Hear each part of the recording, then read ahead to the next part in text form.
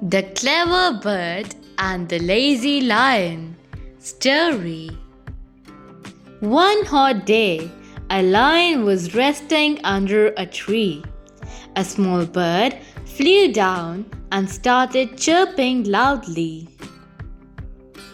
The lion was annoyed.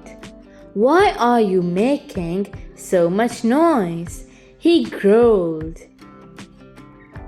The bird said, "There's a hunter nearby with a big net. He wants to trap you." The lion laughed. "I'm strong. I don't fear hunters." Suddenly, the lion got caught in the hunter's net.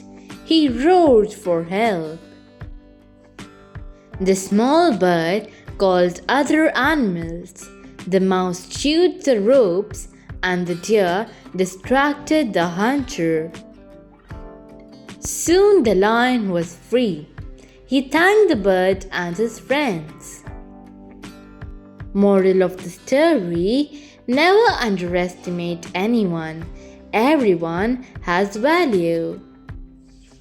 Thank you. Please like, subscribe, and get notified.